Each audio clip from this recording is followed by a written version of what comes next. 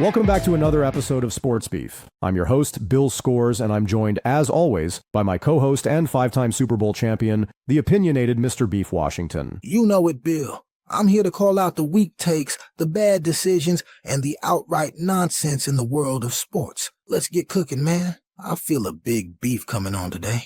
All right, Beef. Let's start today with one of the NFL's all-time greats, Walter Payton, Sweetness. A name that doesn't just resonate with Chicago Bears fans, but with football fans across the world. Walter Payton was poetry in motion on the field. Over 16,000 rushing yards, 110 rushing touchdowns, and a level of durability that's nearly unheard of. Walter Payton was known for his relentless pursuit of excellence, and part of his training regimen included running a steep hill near his home in Chicago. This hill became legendary in the sports community, often referred to simply as Walter's Hill. During his playing days, Walter would wake up early in the morning, sometimes before dawn, to run up and down this hill. He believed that this challenging workout would not only build his physical strength and endurance, but also set him apart from other players. The hill was steep and demanding, symbolizing the uphill battles he faced both on and off the field. His dedication wasn't just about natural talent. It was about the hours spent grinding away in preparation. This story serves as an inspirational tale for athletes and fans alike, emphasizing that hard work, discipline, and determination are key ingredients to achieving greatness. But let's talk about what happened off the field. After retiring, Walter faced one of life's toughest battles, a rare liver disease known as primary sclerosing cholangitis. Tragically, it took his life in 1999 at just 45 years old. It shows you how life is fragile. I know you've got some thoughts about that. What's your beef with how the Bears and the league handled Sweetness's legacy? Sweetness was the heart and soul of that team for 13 seasons, but Chicago didn't always do enough to support him.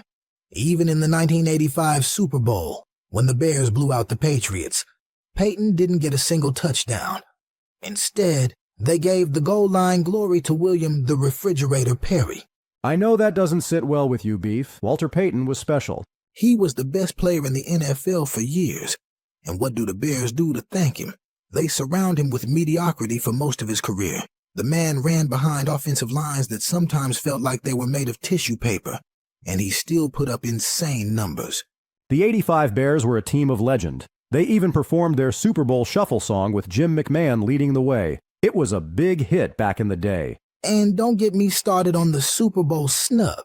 Sweetness had been carrying that team on his shoulders for over a decade, and when they finally get to the biggest stage, they can't even hand him the ball at the goal line. They gave the touchdown to a defensive lineman. No disrespect to the Fridge, but come on. That moment should have been Walter's. Fair criticism, but what about his illness? Do you think the NFL could have done more in terms of player health or awareness? Absolutely, Bill. Walter Payton's battle with liver disease should have been a wake-up call for the league. These players give their bodies and their lives to the game. And for what? Walter was a warrior, but the league didn't do enough to address long-term health issues, whether it's liver disease, concussions, or anything else.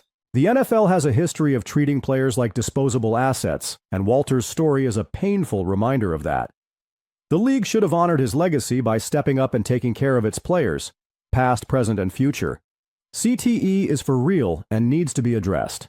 Amen to that, Bill. That puts tears in my eyes, Beef. We have Yuki Tanaka in Aiken, South Carolina, interviewing William the Refrigerator Perry, member of the '85 Bears. Hello, Beef. Hello, Bill. I'm here with Chicago Bear running back, William the Refrigerator Perry. Fridge, what are your memories of Walter Payton? Walter did some crazy ass shit. He would spin like a top and leap over a mofo's head, then circle back and run him over. My man was f***ed up. What were you thinking when they put you in at running back to score in Super Bowl 20? Actually, I thought that they had lost their f***ing minds. 1 second, I'm on the sideline eating a damn ham sandwich with pickles and mayo on rye. Next thing you know, they snatched my sandwich and replaced it with a football and told me to run. So I did. The big controversy was that Walter Payton stood on the sidelines. He was Hall of Fame. It would have been a special moment. It was a special moment, but it just wasn't his. The Bears gave me the ball, and I flattened some mofos and did the Super Bowl shuffle in the end zone. It was fly. Well, that ends this conversation. Thanks, Fridge. Back to you, Bill and Beef. All right, Beef, let's talk about another NFL legend who fought battles both on and off the field, Bubba Smith. Bubba was the #1 pick in the 1967 draft by the Baltimore Colts.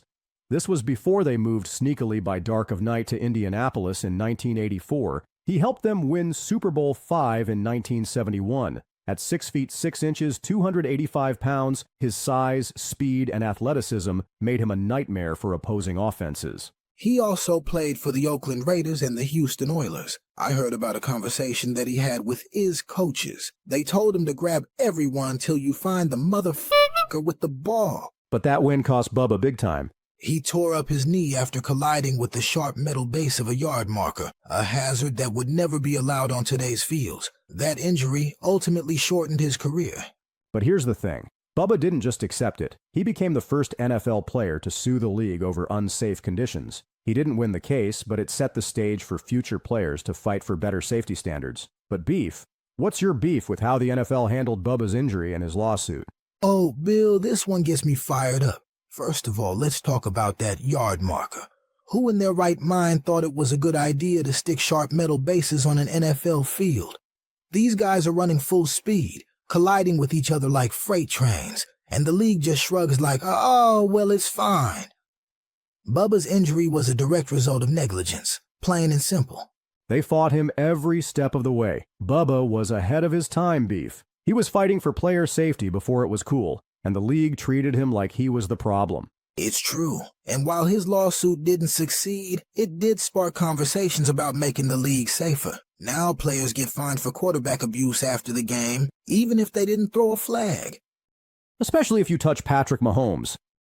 And then, of course, Bubba reinvented himself in Hollywood, becoming a household name with his iconic role as Moses Hightower in the Police Academy movies. That was hilarious. The man went to Hollywood and crushed it. He showed the world there's life after football, even when the league turns its back on you.